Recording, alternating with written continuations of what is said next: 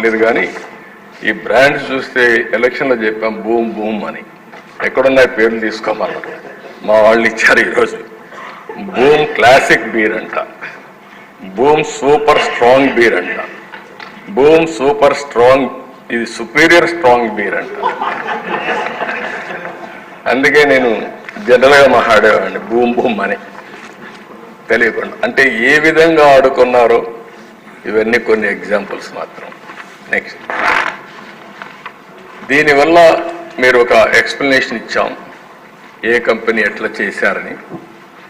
127 కోట్లు pending bills పెట్టి ఎంఎన్సీలకి, పెర్నాడ్ record అని, యునైటెడ్ బ్రీవరీస్కి, 9 కంపెనీస్కి 19లో ఇవ్వాల్సిన డబ్బులు పెండింగ్ పెట్టి ఆగస్ట్ 2023 వరకు పెట్టి తర్వాత కొద్ది కొద్దిగా ఇస్తా వచ్చారు.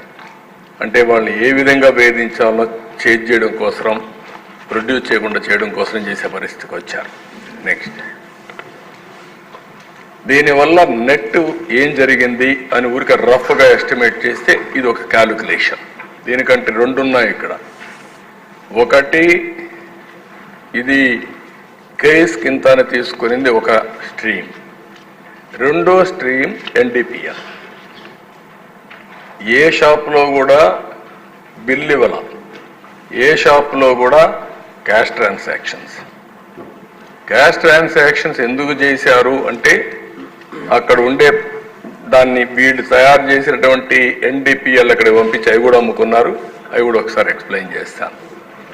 ఇక్కడ మీరు చూసినప్పుడు supply order of liquor beer, marketing of brands, extortion of money for case of liquor, ఇంత అని ఇస్తే రిలీజ్ చేసేవాళ్ళు ఆర్డర్. ఒక కేస్ ఐఎంఎల్ ఎంత ఉందో దానికి ఇస్తే దానికి రిలీజ్ చేసేవాళ్ళు, బీర్కి చేసేవాళ్ళు.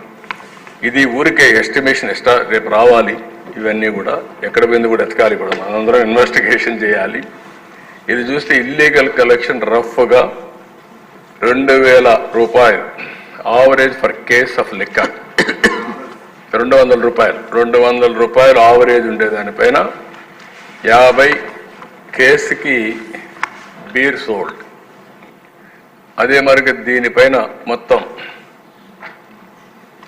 ఎస్టిమేటెడ్ ఎక్స్టార్షన్ ఇల్లీగల్ కలెక్షన్ 1924కి 2861 వస్తుంది.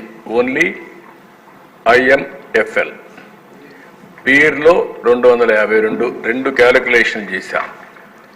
ఒకటి, ఇల్లీగల్ కలెక్షన్ 200 రూపాయలు average for case of liquor, 50 రూపాయలు కేస్ ఆఫ్ బీర్.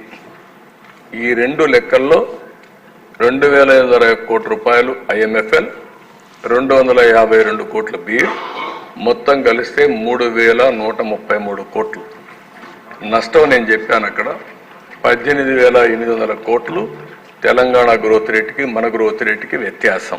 నెక్స్ట్, ఇది మీకందరికీ ఇంపార్టెంట్. ఇది ఇక్కడ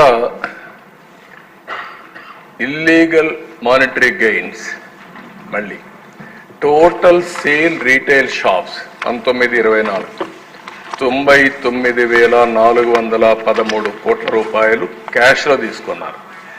దాంట్లో ఓన్లీ 23లో 615 కోట్లు అంటే 0.62% డిజిటల్ పేమెంట్స్ అయినాయి.